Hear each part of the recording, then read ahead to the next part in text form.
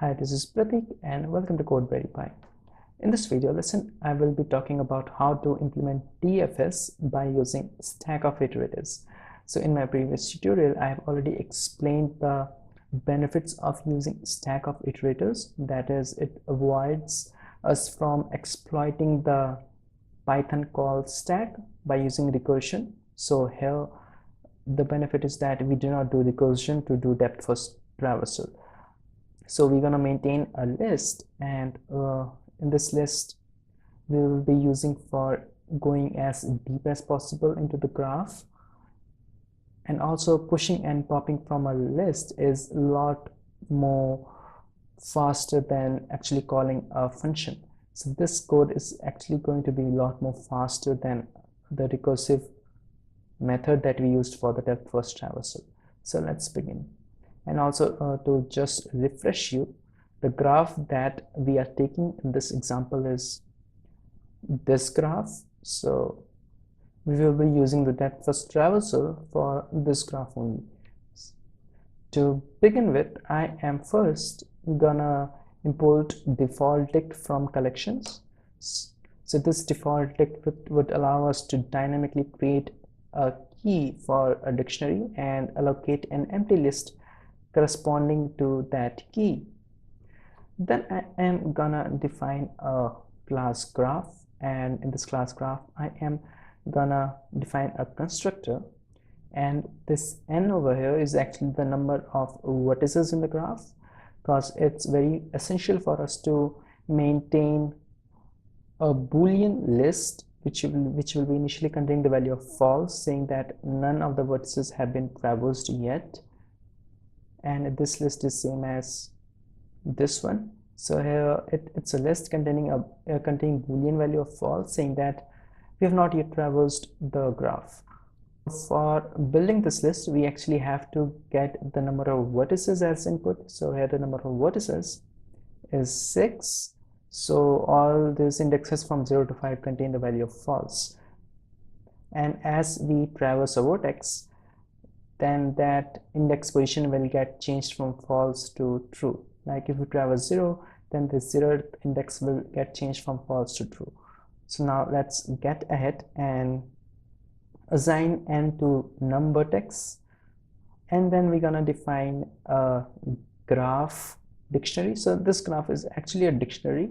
So it is a dictionary and it has been created by using default dict method. And the benefit of this default dict I have already stated, that whenever we add keys into this dictionary, then corresponding to that key, an empty list will get generated. So now I am going to define an add edge function for adding an edge from u to v, and then I am gonna modify the dictionary by adding a key u, and corresponding to that key u, an empty list will be generated, and in that empty list we're gonna append v. All right, so in this dictionary there will be a key u, and corresponding to this key u there will be a list, and in this list we have appended v. So now I am gonna make the graph structure. For that I'm gonna create an object of the class graph, and I am gonna pass the value 6, signifying that there are 6 vertices. And after that I'm gonna create the graph structure. So I will add an edge from 0 to 1, and then 0 to 2, then 1 to 3, 1 to 4, and so on, so that the structure looks exactly same as this structure. So now I'm going to define a function called Stack of Iterators, and the Stack of Iterators function, we're gonna initially define a list called visited, and this visited list will be initially having the value false, and this visited list is same as this one, that is there will be 6. The length of this list is 6, and each index of this visited list will be containing initial value of false, signifying that none of the vertex have yet been traversed. And now it's time to build the stack of iterators. So this is the stack of iterators. So here this range self.num vertex is actually gonna create a range from 0 to 5, because num vertex is 6. So range 6 actually creates a range from 0 to 5, and that range is gonna get converted into a list, and that list is gonna look like this. So it has from 0 to 5, so the length of this list is 6, and then we use the iter method. So this iter method is actually gonna convert this list into an iterable object, and that iterable object we're gonna store into this stack. Then we're gonna say while stack is not empty, so this means if stack contains something, then we're gonna iterate over the object that is at the end of the stack. So this -1 basically denotes the end of the stack, and we're gonna iterate for the object that is at the end of the stack. So if this bigger box was our stack, so let's explain it here. So consider this bigger box as the stack, then the first object in the stack is this list. So this list has been converted into an iterable object by using the method iter. So this is actually an object.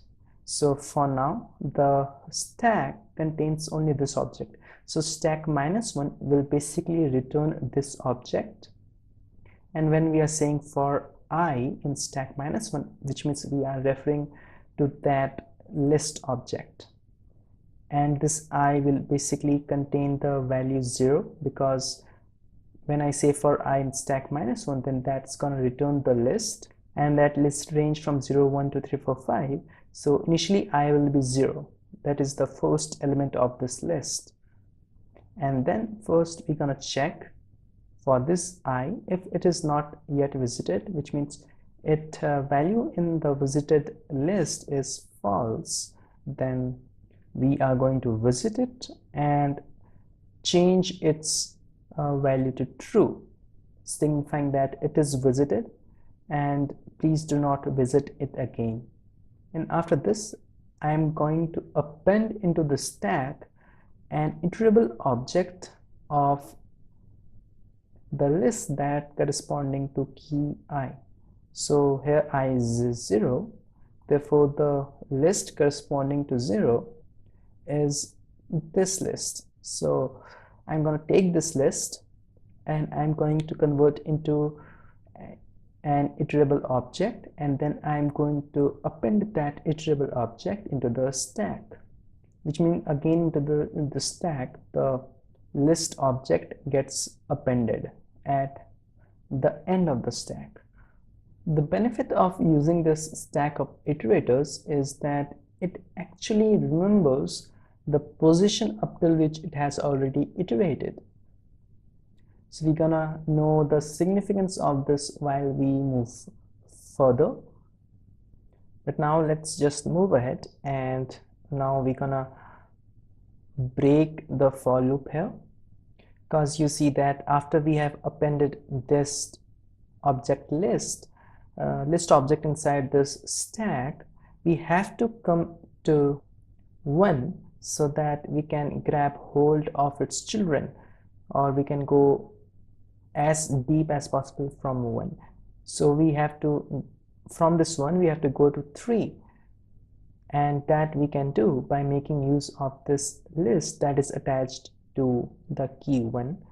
So this while loop again has to start from the beginning, and for that we must break it here. So we break it here, and the while loop again reruns, and it says that while stack, yes, the stack contains objects and it's not empty, so this while loop will continue, and this for loop will run, and this time it takes stack -1, and this stack -1 now contains this list. So it's going to take this list and it is going to first iterate over this list. So it iterates over this list and gets the value 1. So I is 1, so it checks if visited I is equal to false. Yes, 1 has not yet been visited, so it's false, so it prints 1, and then it changes its value to true, signifying that 1 has got visited.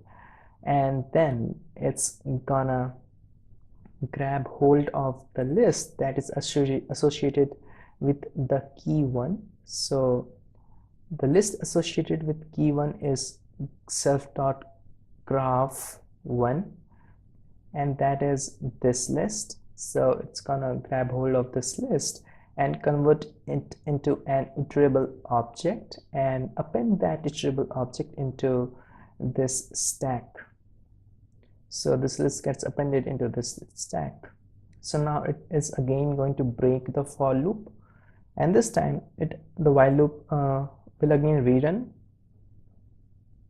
and it checks for I in stack -1, and this time stack -1 is the list containing elements 0, 3 and 4.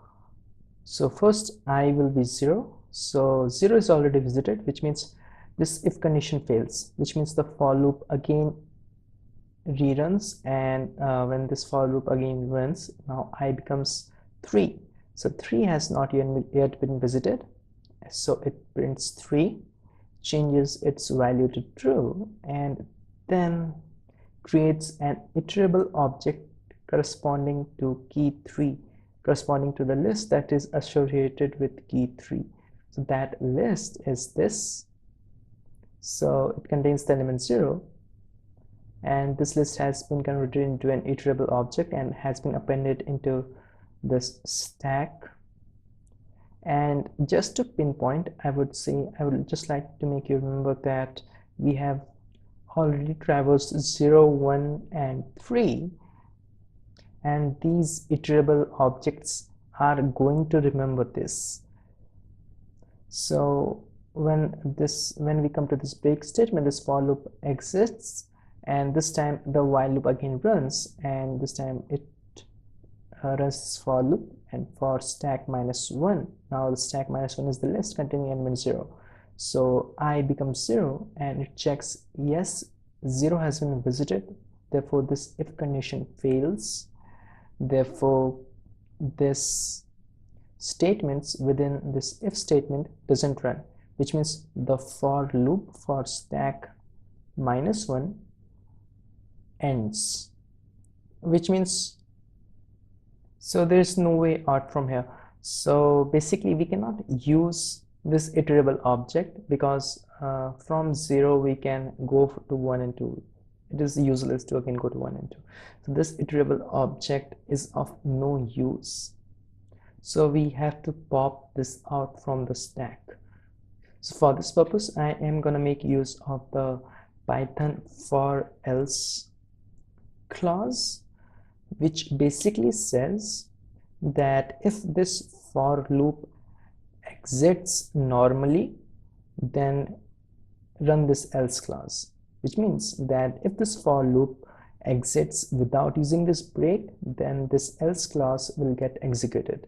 But if this for loop exits by using break, as we have already seen earlier, then this else clause will not get executed. So in this case, when I becomes 0 and it cannot run this if statements because 0 has already been visited, so since I is 0 now and stack -1 object contains no other elements other than 0, so I cannot take any other value. So this for loop actually exits without this break statement, and since this for loop exits without using this break statement, so it comes to this else clause, and when it comes to this else clause, it's gonna pop from the stack. So it's gonna pop from the end of the stack, and now 0 gets popped out.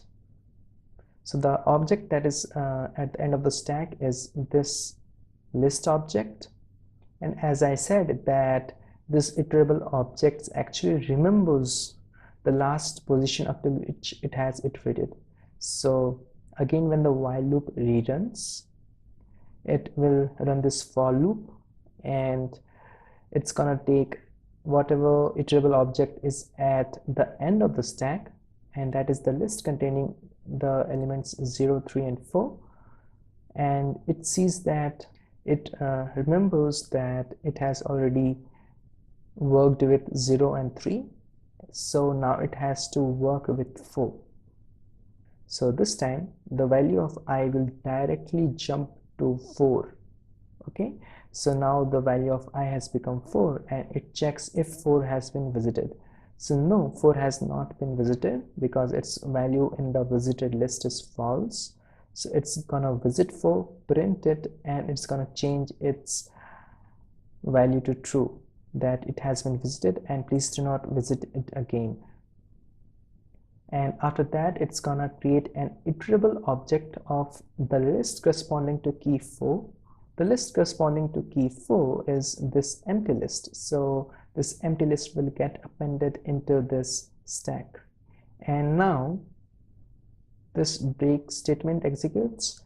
And since this for loop exits by using a break statement, which means this else clause doesn't get executed.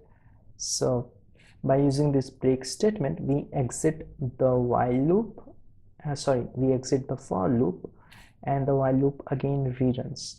And now it's gonna check while stack, yes, stack is not yet empty, so it again runs the for statement. And now it's gonna take the end of the stack. So the end of the stack is actually an empty list, so you cannot iterate over that empty list.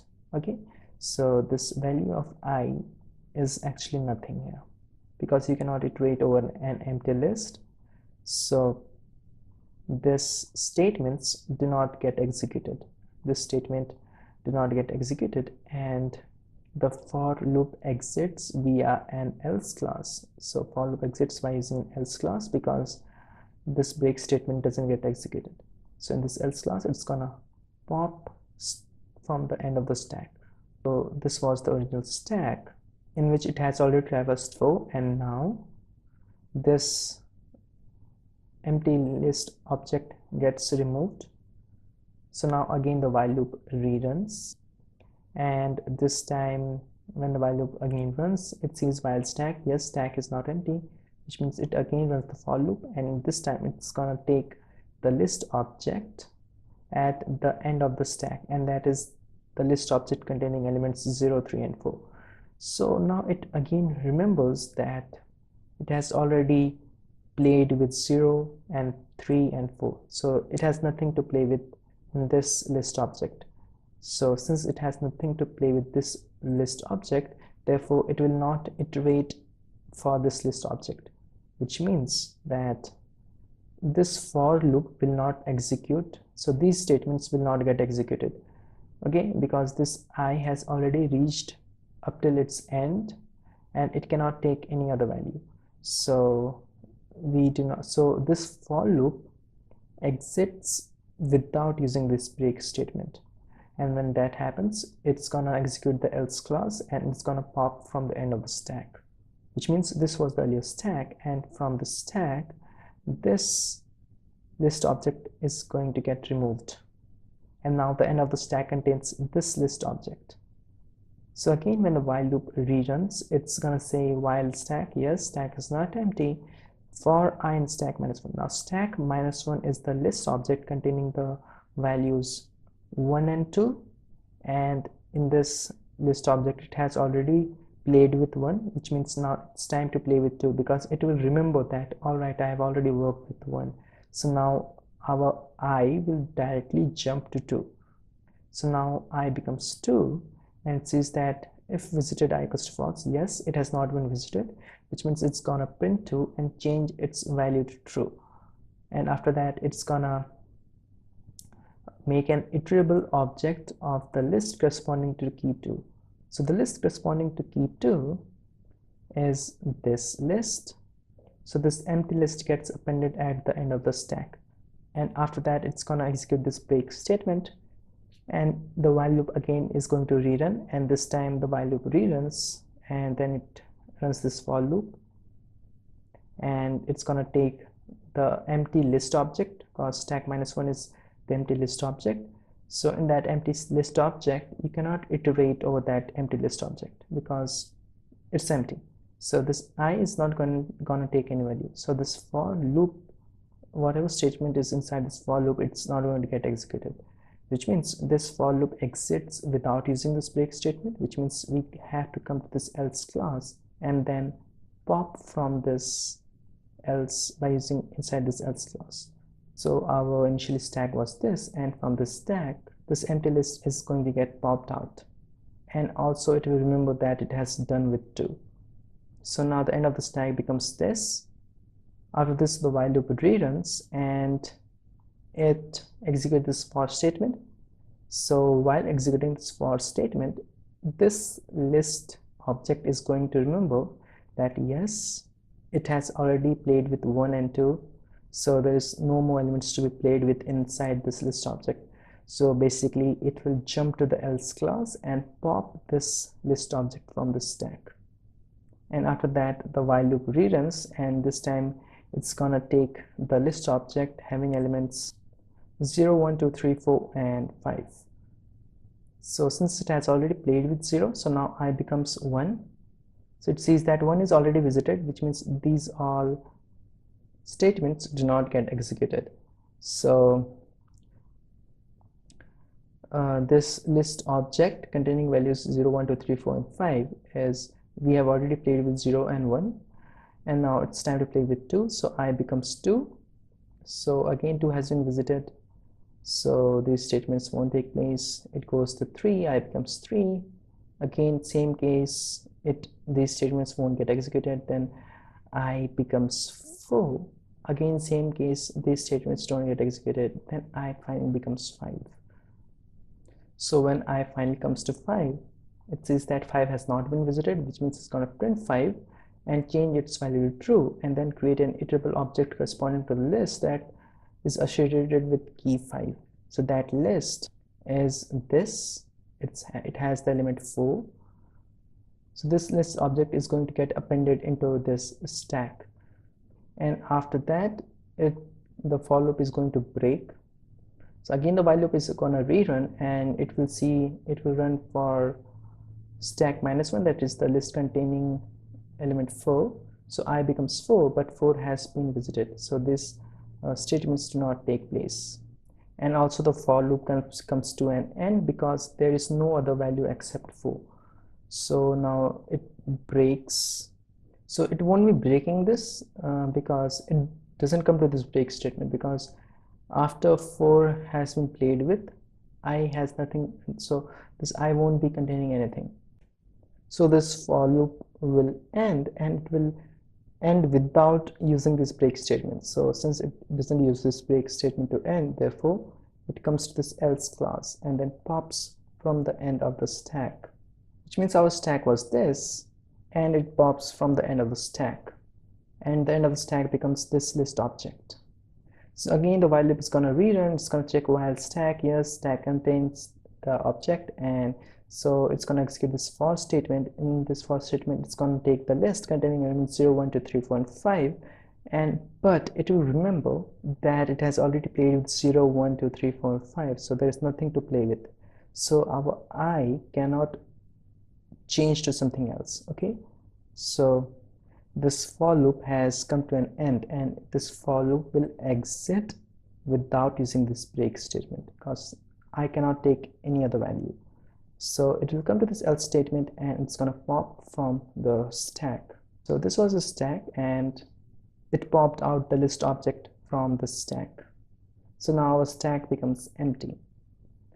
If I print out the result of the stack of iterator function, then I am going to call the stack of iterator function in the main, and then I'm going to save this and I'm going to run it. You will see that the traversed vertices are 0, 1, 3, 4, 2 and 5. So you see that from first 0 traversed, then 1, then 3, then 4, then 2, then 5. So this is exactly the same result that we were expecting, and this is actually depth first traversal of this disconnected graph. So I hope that you understood this video, and I hope that you understood the concept of stack of iterators and how it is beneficial. And so like and share this video and subscribe to the channel. Thanks for watching.